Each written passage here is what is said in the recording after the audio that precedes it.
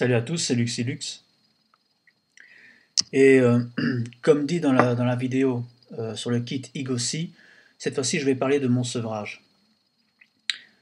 C'est un sujet que je redoutais depuis un certain temps puisqu'il est complètement subjectif et donc ça ne va pas être de la tarte pour moi. Tout va être de mémoire, excepté pour les données lors de la première phase du sevrage. Donc quelques personnes me l'ont demandé par mail et je vais essayer de faire de mon mieux.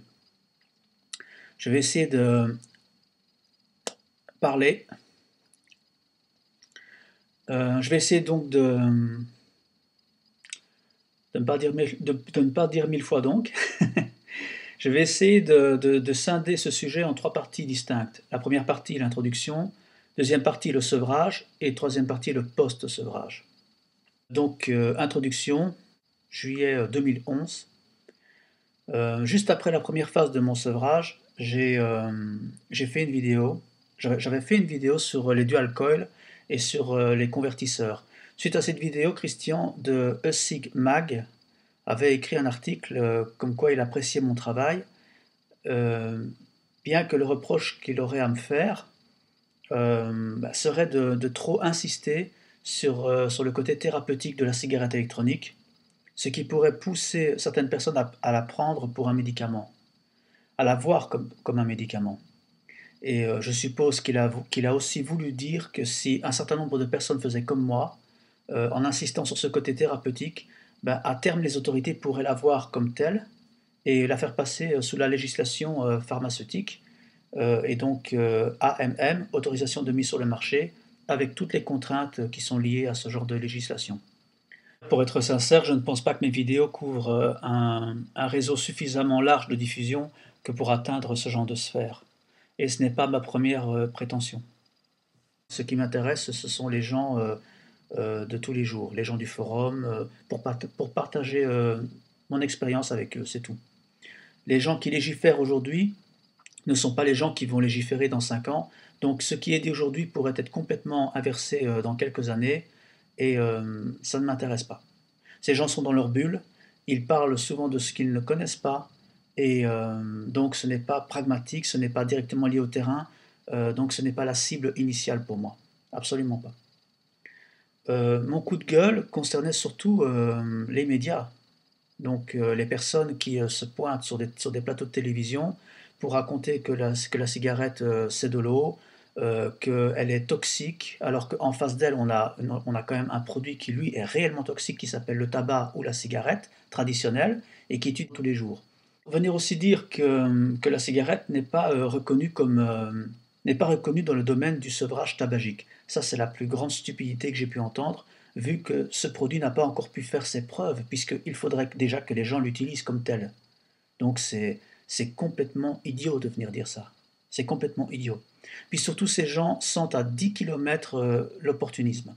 Ils viennent sur des plateaux de télévision pour parler. En fait, ils instrumentalisent la cigarette électronique pour avoir quelque chose à dire. Et pareil pour ceux qui vont légiférer. Ils vont utiliser la cigarette électronique comme instrument pour justifier leur place au gouvernement ou alors dans les autorités compétentes. Donc tout ça ne m'intéresse pas. Mais ça a suffisamment été énervant pour moi à une époque d'entendre toutes ces bêtises concernant la cigarette pour que j'aie envie de faire un coup de gueule. Cependant, après mûre réflexion, je me suis rendu compte que mon coup de gueule n'était pas non plus valable. Ça ne valait pas la peine de le faire. Parce qu'il y a plusieurs types d'utilisateurs. Il y a plusieurs profils. Il y a la personne qui va commencer la cigarette électronique pour y rester. Donc vapoter tranquillou, sans se prendre la tête, utiliser la cigarette électronique comme substitut. Il y a l'utilisateur qui, comme moi, va essayer de s'en acquitter le plus vite possible par un sevrage. Il y a la personne qui va être en mode dual, et donc vapoter et fumer.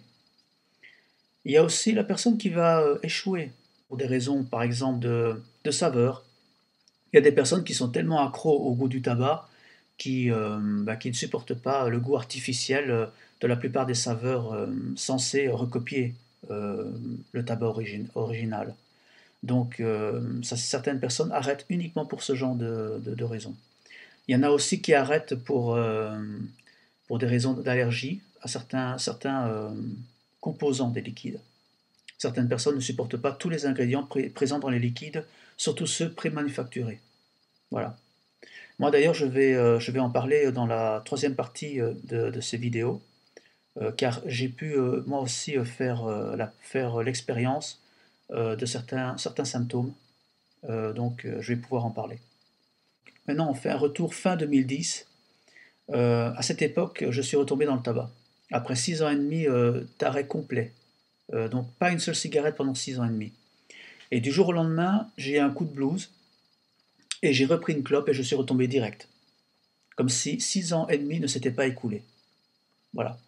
Et ça m'a mis vraiment la haine, parce que je me suis retrouvé avec mon aja rouge, je me suis retrouvé avec mon tabac coincé dans les toilettes pendant 2 mois après le travail, en train de discuter le soir avec mon ventilateur d'une probable chimiothérapie si je continue à fumer comme un turc. Donc quand la cigarette électronique est arrivée dans ma vie, fraîchement sortie, on va dire, de cette période non-fumeur, mon cerveau a tout de suite tourné dans la direction sevrage, cigarette électronique égale outil de sevrage, puisqu'elle m'a permis d'un jour à l'autre de passer de la cigarette standard à la cigarette électronique. Elle m'est apparue directement comme un outil pouvant potentiellement me permettre d'arrêter l'outil lui-même, la cigarette électronique, vu que le marché propose différents niveaux de nicotine. Fort, médium, léger, zéro, voilà. Ensuite j'ai découvert le dye. Ici, avec cet outil, on peut moduler à 1, 2, 3, 4, 5, 6 mg. Donc c'est une évidence même que c'est un outil de sevrage. Maintenant, ce n'est pas un médicament et chacun fait ce qu'il veut avec. Donc ça a très très bien marché pour moi et je ne pense pas être le seul. Sinon, sur le forum d'Imodiris, sur plus de 11 000 personnes inscrites sur le forum d'Imodiris, nous serions les 3/4 accros à un placebo et donc potentiellement valable pour un pèlerinage collectif à Lourdes en vue de se guérir d'une maladie incurable. Je ne le pense pas. Bon. Non, la cigarette électronique est un produit qui marche très très bien. Maintenant, venir dire que c'est un outil thérapeutique, ce serait vraiment prématuré. C'est pour ça d'ailleurs que je ne l'ai pas fait. Puis d'ailleurs, qui je suis pour venir faire ma petite gueulante. Comme je l'ai dit, mes vidéos ne sont pas destinées à des personnes qui sont positionnées haut dans la hiérarchie. Je m'intéresse aux gens de tous les jours, je m'intéresse aux gens qui sont sur le forum et aux gens de la rue qui sont intéressés qui sont intéressés de quitter le tabac. Voilà. Et maintenant, je vais passer sur la vidéo sevrage. Et pour ceux que ça intéresse, je les attends dans la prochaine vidéo. Voilà.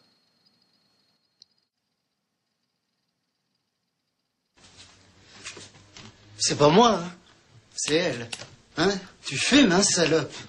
Hein? Tiens, t'as pas honte? Oh, bien.